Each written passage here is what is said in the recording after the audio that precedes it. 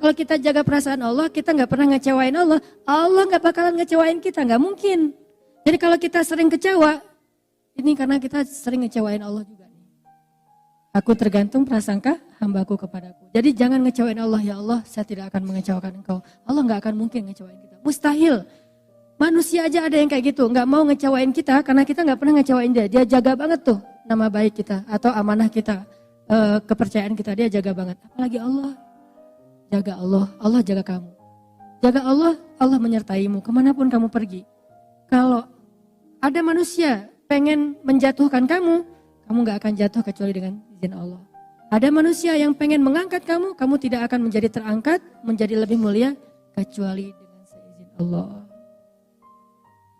Jadi kalau kita kadang-kadang ada cemburu dan itu manusiawi, sifat dasar kita. Cemburu ngelihat ada orang lain yang mungkin kayak lebih diapresiasi dari kita. Nah caranya jangan menghalangi dia, jangan ngejelek-jelekin dia, malah makin jelek kitanya. Jangan juga memamerkan kebaikan kita. Caranya gimana? Ya udah, caper aja ke Allah yang maha meninggikan derajat hamba-hambanya. Lakuin lagi kebaikan yang banyak. Gak apa-apa manusia gak tahu, makin manusia gak tahu, makin Allah senang tuh. Akhirnya Allah angkat, dan itulah yang terjadi kepada Luqman. Itu yang terjadi kepada Uwais. Itu yang terjadi kepada hamba-hamba yang tidak dikenal namanya. Jadi pelajaran pertama dari Luqman, belajar ikhlas. Orang ikhlas tuh gak akan rugi. Kalau kita berpikir, oh gara-gara saya ikhlas gak ada yang tahu, saya jadi kayak gini nih. Enggak. Karena Allah maha tahu. Kecuali kita berdagangnya bukan dengan Allah, transaksinya dengan manusia. Tapi bukan berarti ketika seseorang mensyiarkan satu kebaikan itu dia gak ikhlas ya. Ini bukan untuk menjudge orang lain. Lagi-lagi taklim saya selalu ada catatan, kita belajar untuk memperbaiki diri. Bukan belajar untuk memperbaiki orang lain. Sehingga ketika kita mendapatkan satu ilmu, jangan pakai untuk jadi kaca pembesar, pakai untuk jadi cermin. Jangan pernah mengambil ilmu dari satu taklim untuk jadi kaca pembesar, melihat kekurangan orang lain. Tapi jadikan itu cermin untuk melihat kekurangan diri kita. Kalau ada orang lain yang mentampakkan satu amal solih, kita husnuzon. Oh berarti niat dia pengen syiar. Sehingga dengan syiar ada yang niru, akhirnya dia dapat pahala dari orang yang meniru, kan gitu kan ya. Tapi kalau kita, tinggal kita yang paling tahu isi hati kita. Kalau riya, kita istighfar. Kalau syiar, kita lanjutkan. Kita hanya perlu mengintrospeksi diri. Ini riya apa syiar ya? Ini karena Allah atau karena manusia? Kita lebih tahu. Tapi kalau orang lain, iltamis li akhika alfa uzrin. Carilah untuk saudaramu 1000 alasan yang baik. Oh mungkin.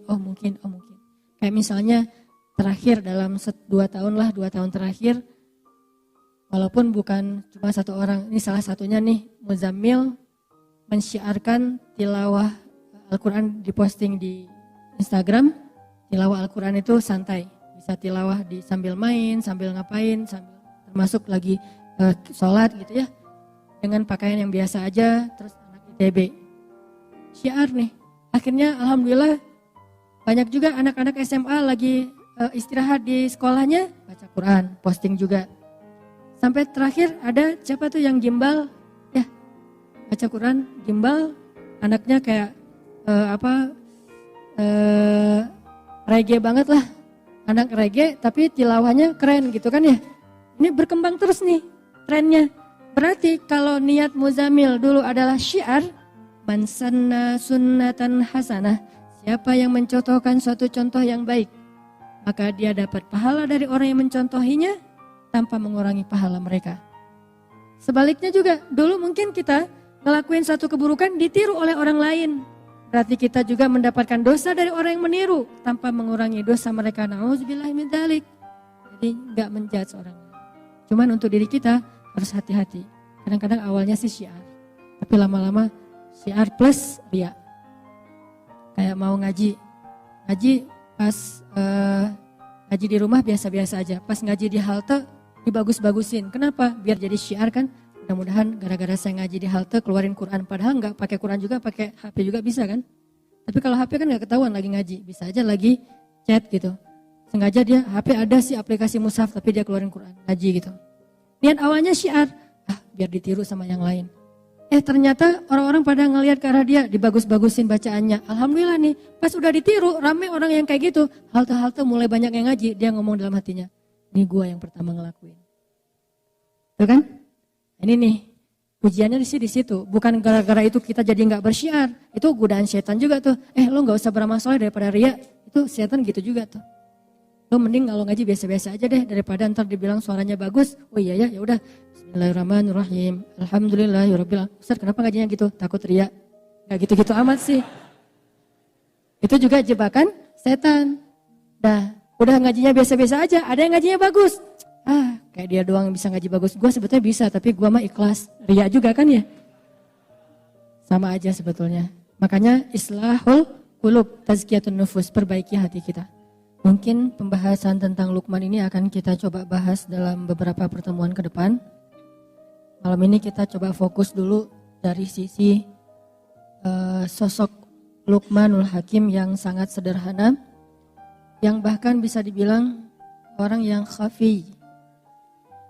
Jadi di antara hamba yang Allah sayang banget, spesial banget di sisi Allah itu taqi, khafi, terus apa lagi gitu. Salah satunya khafi. Khafi itu artinya dia itu nggak mau terkenal.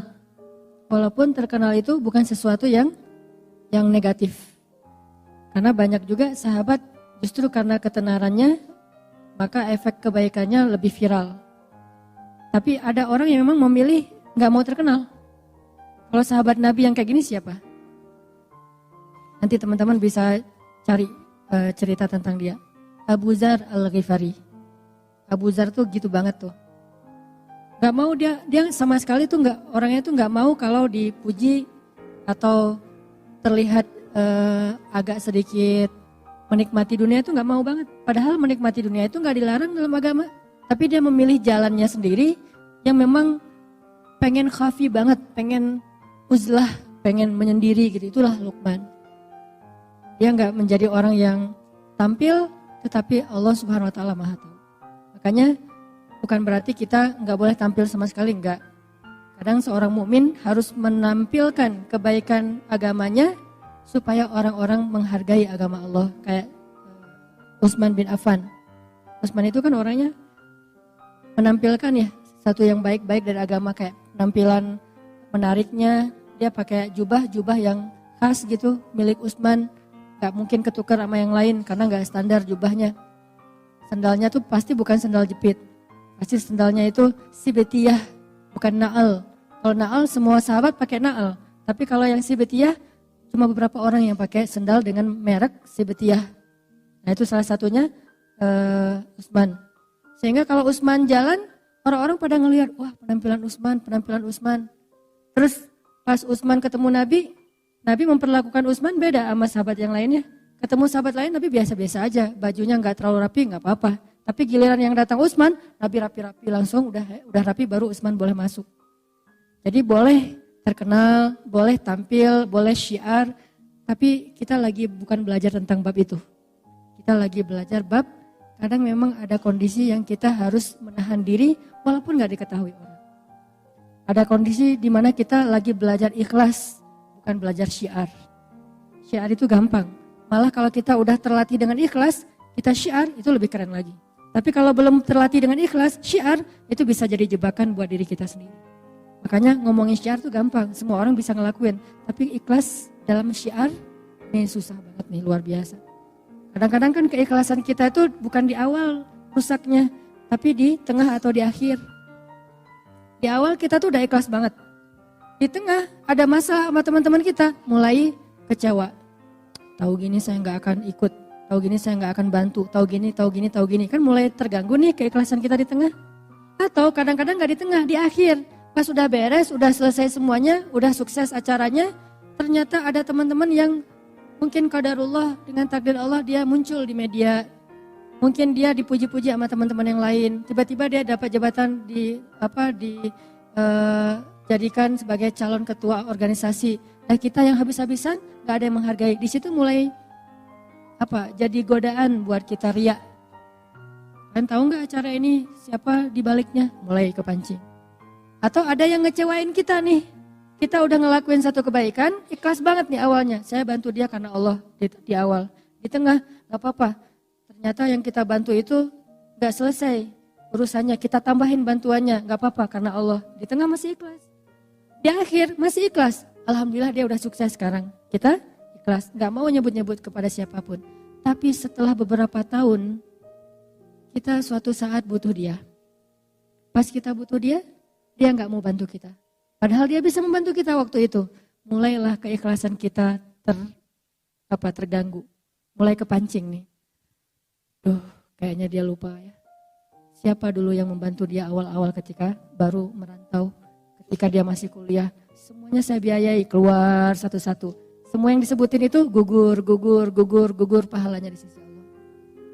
Jadi keikhlasannya nggak keganggu di awal, nggak di tengah, nggak di akhir. Tapi sometime, suatu saat nanti entah kapan-kapan gitu. Bisa aja setelah bertahun-tahun baru keganggu keikhlasannya. Habislah pahala yang selama ini udah kecatat di tabungan amal kita, hilang lagi tiba-tiba. Dihack sama riya. Ini yang terjadi. Luqmanul Hakim istimewanya di bab itu teman-teman. Dia nggak istimewa di bagian ilmu yang banyak, enggak. Dia nggak istimewa dari fisiknya yang kuat, malah dia orangnya pendek, kulit hitam dari Ethiopia. Kampungnya Bilal bin Rabah. Ada Bilal, ada Wahsy, ada Luqman, ada An-Najasyi, itu orang-orang Ethiopia. Orang hitam, pendek, budak pula yang diperjualbelikan. Dan ketika dia jadi budak, bukan budak, kan budak itu punya banyak kerjaan nih. Ada budak yang memang dibeli untuk jadi tentara bayaran, berarti badannya bagus, tangguh nih. Kalau Luqman, dia budak yang kerjanya ngapain? Kerjanya ada yang bilang najjar. Kerjanya itu bantu-bantu tuannya untuk bikin kayak meja tukang kayu lah. Tapi ada juga ulama yang bilang dia bukan najjar, dia itu yang jagain ternak, kayak siapa tadi? Wise. Berarti kan secara fisik nggak banget nih, nggak good looking gitu. Tetapi karena dia punya keikhlasan, itulah keistimewaannya. Jadi benar hadis Nabi, sesungguhnya Allah tidak melihat kepada fisik kalian. Allah tidak melihat kepada harta kalian. Allah tidak melihat kepada status atau pekerjaan kalian. Allah melihat kepada hati kalian. Kalau kita pengen jadi hamba yang istimewa, milikilah hati yang istimewa. Tidak masalah punya fisik yang istimewa, kita latih, kita rawat. Punya harta yang istimewa, berlimpah. Punya pekerjaan dan status sosial yang istimewa, kerjaannya keren, menghasilkan uang yang banyak, gak apa-apa. Tapi itu semuanya jadi tidak bernilai kalau hatinya gak istimewa. Sebaliknya, fisiknya biasa-biasa aja, hartanya malah kurang, apalagi malah bukan pas-pasan, malah kurang. Terus status sosialnya cuma budak, kalau hatinya istimewa, Allah angkat tuh. Jadi yang kita coba pelajari, gimana punya hati yang istimewa. Hati yang istimewa itu kalau beramal ikhlas. Kalau ke manusia itu pemaaf. Kalau ke manusia itu rahmah, kasihan, gampang kasihan sama orang lain. Kasihan ya. Kalau orang sering kayak gitu tuh, hatinya mulai istimewa. Jangan bilang, kok lemah banget sih, gampang kasihan, gampang maafin. Jadi orang gak punya prinsip. Enggak, dia orang yang istimewa justru. Yang susah maafin itu yang sebetulnya yang gak istimewa. Kalau dibilang, lo gampangan banget sih jadi orang, lo kok lemah banget sih jadi orang, mau aja digitu-gituin sama teman lo. Enggak, justru dia itu istimewa, punya hati yang spesial. Gampang kasihan sama orang lain, gampang gak tegaan, pengen ngasih ke orang lain itu lebih dari haknya. Wafa, milikilah hati yang istimewa. Toh di zaman Nabi juga ada sahabat yang kayak gitu banget tuh. Yang saya sering mention tentang beliau. Sahabat yang ibadahnya biasa-biasa aja. Cuma standar lah salat wajib, gak ada yang sunnah yang istimewa. Terus sedekahnya biasa-biasa aja, cuman bahkan gak bisa berzakat karena bukan orang kaya. Jihad biasa-biasa aja, bukan mujahid yang keren kayak Khalid bin Walid. Terus keistimewaannya apa sampai Nabi bilang dia itu ahli surga. Kenapa? Karena dia hatinya bersih. Dia tuh gak pernah dengki sama orang lain. Saya pernah bawa umroh jamaah sekitar 30 orang satu rombongan. Macam-macam kan jamaah teh. Ada yang kaya raya umrohnya 3 bulan sekali. Ada yang setahun bisa umroh sampai 6 kali, sampai 7 kali gitu. Umroh kayak ke pasar baru. Bete umroh. Lagi bete sama suami, daftar umroh. Gitu banget. Daftar umroh gara-gara bete sama suami. Saking kayaknya nih. Ada yang umrohnya tuh karena memang nabung sekian lama. Ada yang umrohnya itu diumrohin. Jadi kayak surprise banget, hadiah banget buat dia. Gak pernah kepikiran bisa umroh. Dari sekian banyak jamaah, ada satu orang bapak-bapak yang menarik perhatian saya. Beliau baru pertama umroh, orang kampung di pelosok Garut dapat Tasik gitu. Terus orangnya udah tua, petani. Setiap hari beliau kalau ke sawah, buruh tani bukan petani, buruh tani. Pergi ke sawah itu jaraknya 5 kilo, berarti pulang balik sehari 10 kilo setiap hari. Makanya tawafnya paling getol tuh. Yang lain tawaf sehari sekali, beliau bisa beberapa kali, asal sholat jamaah tawaf. Nah ini bapak ini orangnya sederhana banget, bukan orang yang mungkin secara educatednya orang-orang yang berpendidikan tinggi, orang-orang di kota, enggak, orang kampung yang mungkin cuma lulus SMP atau SD gitu. Bahasa Indonesia enggak bisa, bahasa Sundanya halus. Kalau bahasa Sunda main mungkin saya masih ngerti nih, bahasa Sundanya halus gitu, sehingga diterjemahin sama istri saya. Bahasa Indonesia enggak bisa. Terus orangnya diem, senyum tuh setiap hari. Ini orang yang paling sering senyum yang saya lihat, sampai wajahnya tuh jadi, bentuk wajahnya tuh jadi senyum. Saking rajin senyum kan ya. Kan ada orang yang bentuk wajahnya cemberut, mungkin sering cemberut. Ada orang yang wajahnya emang dia senyum, dia gak senyum juga udah senyum gitu teh. Saking sering senyum kebentuk kan, kayak kita ngelatih otot kita kan kebentuk. Mungkin otot-otot nih gak tahu ya secara ilmiah. Menurut saya nih, otot wajah itu terbentuk oleh gimana ekspresi wajah kita yang paling sering kan. Kalau kita sering senyum, ototnya pasti keangkat dikit. Jadi kalau mau ngangkat ini, jangan pakai alat-alat atau treatment itu. Senyum aja keangkat dikit deh. Pasti itu. Ada yang pengen ini angkat dikit, jangan disuntik, senyum. Insya Allah keangkat tuh. Dia wajahnya senyum, asal ketemu dia. Jadi kita yang lagi capek kan mengurus jamaah umrah tuh lumayan tuh ya. Apalagi haji itu lelah. Pas datang ke ruang makan, ada beliau lagi makan gitu. Senyum, langsung hilang lelahnya. Ini luar biasa nih. Hampir seperti melihat pasangan, hampir ya, nggak sama. Kalau sama bahaya nanti saya di demo. Hampir seperti melihat pasangan. Memang melihat pasangan beda sih, istimewa. Ini hampir gitu. Kalau belum yang pernah ngerasain melihat pasangan, lihat dia aja cukup lah. Senyum, langsung, Pak gimana Pak? Ngobrol. Alhamdulillah gitu. Dia tawaf sehari beberapa kali nggak pernah ngomong. Kalau yang lain-lain kan pulang, alhamdulillah cium Hajar Aswad. Dia udah berapa kali cium Hajar Aswad, diam-diam aja. Dan ada orang yang dapat nih kamar dia tuh berempat, ambil yang kuat, 4 orang satu kamar. Dia dikasih yang bed tambahan. Jadi bukan bed yang udah ada di kamar, jadi dia dikasih extra bed gitu yang bednya lebih kecil, terus pair gitu, bukan dia pair gitu yang nggak enak badannya, tapi dia nggak pernah, padahal dia bayarnya sama.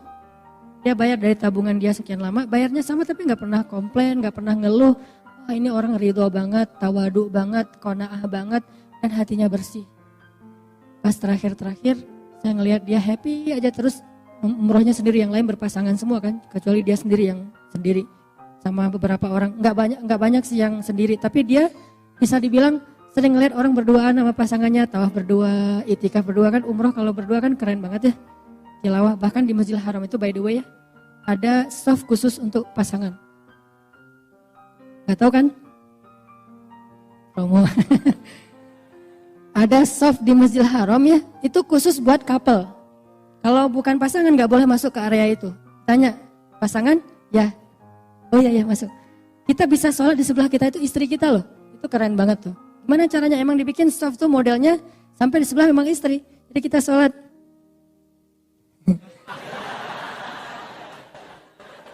Enggak. Enggak boleh gitu ya. Tapi kadang-kadang gitu juga sih. Ada yang kayak gitu, dia mah umroh sendiri, tawaf sendiri, makan sendiri, ke kamar kadang-kadang karena emang dia orang kampung banget, kan satu kamar tuh dikasih kunci cuma 2. Kunci kamar, dia nggak bawa kunci. Sering dia pulang ke kamar, temannya baru pergi. Datang-datang entah jam berapa, dia nungguin aja sendiri, nggak pernah marah sama temannya. Pas datang, Pak udah lama, lumayan kata dia, gitu senyum. Datang-datang tidur, berarti lelah banget tuh nungguin sampai masuk ke dalam kamar langsung tidur. Luar biasa nih orang. Pas udah selesai umroh saya tanya ke dia, Pak, apa sih rahasianya kok bisa nyaman kayak Bapak nih? Kayaknya anteng gak ada masalah dalam hidup. Ya terima aja apa yang Allah kasih. Gitu doang. Ridho, ini hal yang paling berharga yang saya belajar dari dia. Ridho, apapun yang Allah kasih, yang terjadi dalam hidup kita hari ini itu pemberian Allah. Terima aja lah. Kalau kita terima pasti bahagia. Karena kalau kita gak terima dikasih sebanyak apapun gak bahagia. Sesederhana itu. Ini yang panjang omongan saya nih, dia cuma segitu doang. Terima aja apa yang Allah kasih. Segitu. Saya panjangin jadi ridho lah apalah, jadi teori lah ya.